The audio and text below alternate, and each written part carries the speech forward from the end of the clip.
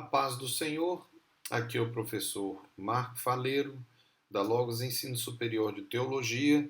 Você está no curso de bacharel em Teologia e essa disciplina é a disciplina Hermenêutica Básica. Estamos no terceiro AVA da aula dupla 7, que é a aula 13 e 14, a terceira parte da aula 13, ou seja, estamos a terminar a aula 13.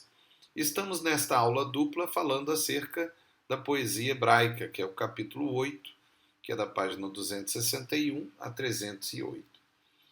Nós vamos falar rapidamente sobre os componentes de uma poesia nesta ava. Toda essa ava será então sobre os componentes, antes de seguir com o paralelismo. Vamos procurar apenas ler o que está no livro sem uma abordagem explicativa mais ampla. Então, se você quiser saber algo mais amplo, por favor, venha estudar no livro e venha fazer os seus estudos particulares. Vamos lá, então. Linguagem poética. Então, estamos a falar sobre os componentes da poesia hebraica. E o primeiro ponto é a linguagem poética. Qualquer poeta trabalha com uma matéria-prima, chama-se palavra. Porém, um termo em si não é suficiente para alcançar a excelência poética. É necessário que ele seja trabalhado num processo de seleção e arrumação vocabular, cuja exploração de significados irá caracterizar como linguagem poética, ou seja, o sentido conotativo das palavras, que é aquilo que chamamos figuras de linguagem. Facilmente encontramos esse elemento na poesia bíblica, a linguagem poética. Não existe poesia hebraica, né? Nem poesia na Bíblia sem linguagem poética, isso é óbvio.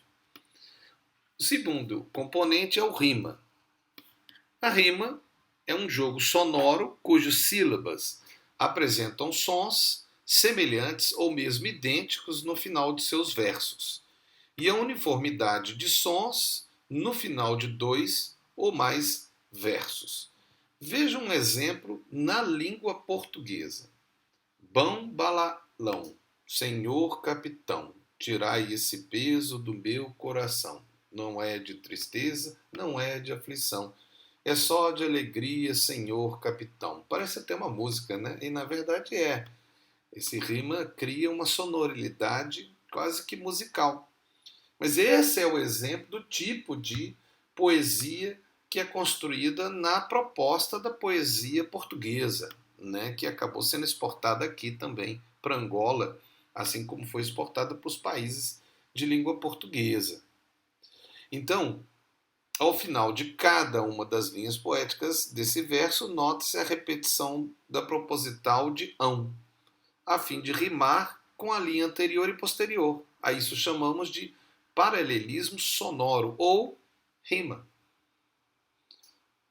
Ainda que não seja comum nas traduções de nossas Bíblias o uso do paralelismo sonoro, contudo, algumas formas de assonância podem ser encontradas nos textos originais das Escrituras, como, por exemplo, João 1,9. Veja aí, está em grego, transliterado, mas vamos ver o português.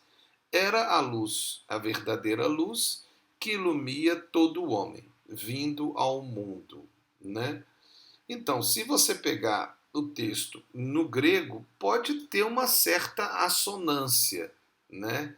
Enton foston alithênon, ro fotize panta anthropon, encomeno inton cosmon. Parece que houve aí uma rima sonora. Pode haver. No português não houve muito. Pode até haver também no português. E pode ser que, tanto no grego como no hebraico, possa haver alguma parte sonora. Mas acaba-se que essa rima ela se perde para nós na tradução, né? Porque não há o som na tradução. Não se consegue fazer a tradução com a mesma sonoridade. Né? Teria que se ter uma habilidade muito grande para conseguir fazer uma coisa desse nível. Né? Agora, essas assonâncias, contudo, não são parte da originalidade da Bíblia quando se fala da tradução.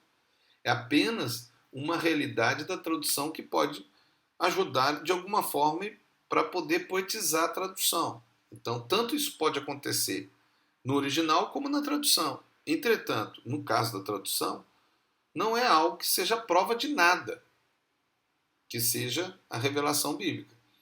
Para alguns, a assonância na tradução, como poesia, seria apenas uma influência do Espírito Santo na tradução.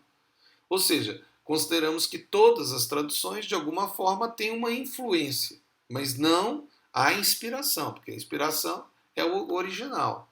Mas pode ter uma influência. E com certeza deve ter, porque o Espírito Santo, claro que ele atua quando há tradução da Bíblia, de alguma forma, como aconteceu até historicamente, tanto na Vulgata Latina, como também na Septuaginta, que foi a tradução do Velho Testamento do hebraico para o grego. Mas vamos continuar. A métrica. Outro componente da poesia, a métrica é a ciência que ensina a medir os versos poéticos ou sílabas poéticas. Isso quer dizer que a medição ou metrificação de um verso é feito a partir das sílabas, isto é, das emissões sonoras. Não devemos confundir sílaba poética com sílaba gramatical. E que a sílaba gramatical é pronunciada numa única emissão sonora, enquanto a sílaba poética permite a junção sonora, isto é, duas sílabas gramaticais pronunciadas numa única emissão sonora.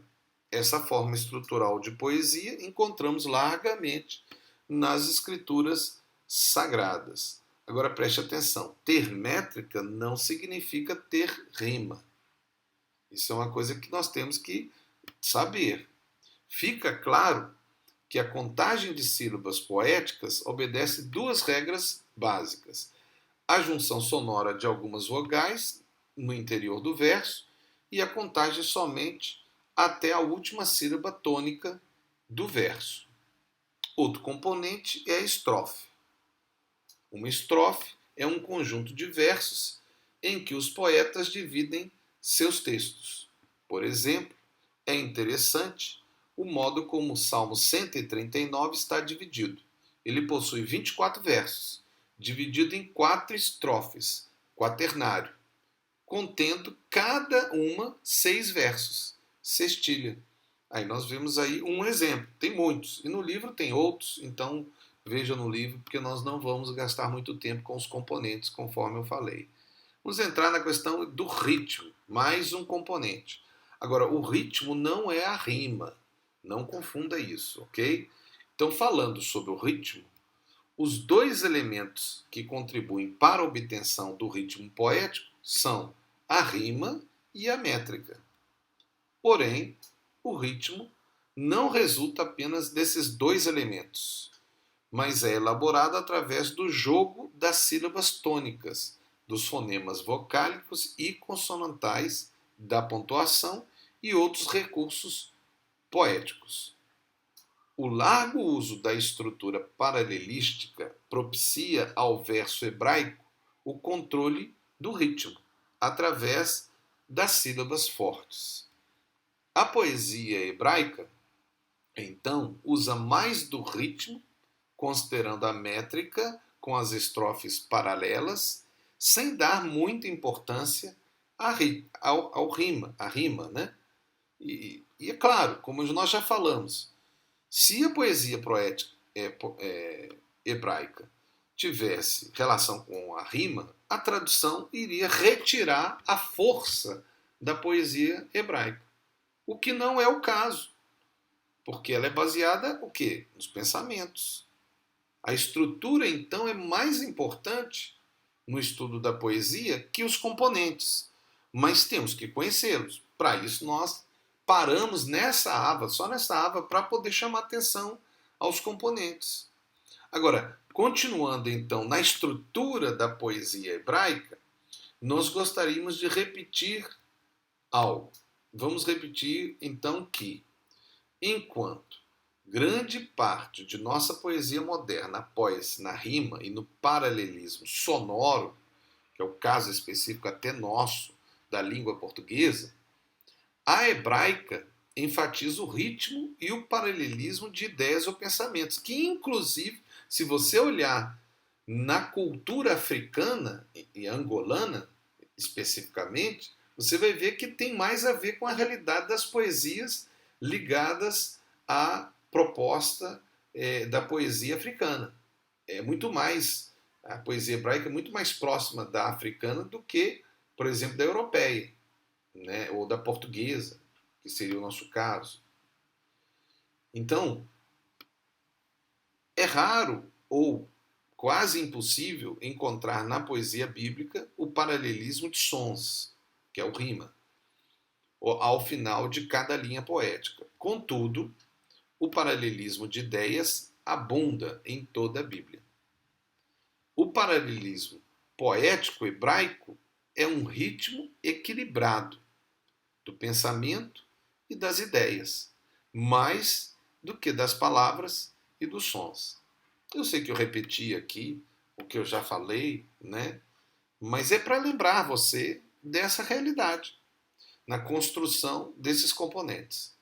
Então eu espero que essa AVA tenha colaborado, né, na percepção do que é a construção da poesia hebraica ou poesia bíblica, porque a hebraica é bíblica neste caso, né? Apesar de que nós até encontramos no Novo Testamento já poesia de outros povos ou de influência grega, né? Nós já achamos Paulo falando sobre isso. Mas isso é um aspecto do Novo Testamento. Quase toda a Bíblia é só a proposta hebraica, principalmente o Velho Testamento todo, né? Então fica assim a contribuição com essa AVA, e nós vamos continuar agora no estudo que nós já tínhamos começado na AVA anterior, que é sobre o paralelismo, que é a base da estrutura da poesia hebraica na construção dos textos bíblicos. É bom sempre, antes de terminar, ou às vezes nós colocamos no início, né, relembrar as 6 regras básicas da hermenêutica que estão aí diante de você e chamar a atenção para que você estude, né, o seu fascículo do Dr. Lund, onde ele faz uma apresentação mais assim abrangente das regras e faz uma análise. É lógico, nós já fizemos uma comparação com vocês, né, acerca da proposta do Esdras e da proposta do Dr. Lund. As duas praticamente são iguais, mas tem algumas diferenças. Como, por exemplo, o Dr. Lund não considera a regra de conclusão. Para ele é como se fosse óbvia, né? E Esdras chama de regra de conclusão. De fato é. Tem tudo a ver com o contexto, né? Todo texto fora do contexto vira pretexto. E para os dois, a regra fundamental é fundamental. A Escritura explica a Escritura, ou seja, a Bíblia é sua própria intérprete, ou a Bíblia explica a Bíblia, né? Que é o termo que nós cristãos chamamos esse livro sagrado, né? Que as Escrituras sagradas, nós o chamamos de Bíblia, né? Que é em grego, né? Bíblia é os livros, vocês já sabem disso. Então, que Deus abençoe vocês. Aqui é o professor Marco Faleiro, da Logos Ensino Superior de Teologia, na disciplina Hermenêutica Básica, do curso de bacharel em Teologia. Queridos alunos, sempre a minha proposta, né? Que você seja feliz, mas faça alguém feliz. Por quê? Porque é dando que se recebe. Então, que Deus te abençoe, em nome de Jesus. Continue conosco. Eu sei que é um assunto mais técnico, a poesia hebraica, mas faz parte da proposta do estudo da Bíblia. Você viu que precisa de aprender coisas extras, né? Não extras no sentido ruim, mas no sentido de aprendizagem de conhecimento, de construção, né, de conhecimento como ferramenta para a revelação que Jesus, que o Espírito nos dá através da sua palavra, que é a Bíblia. Deus te abençoe. Amém.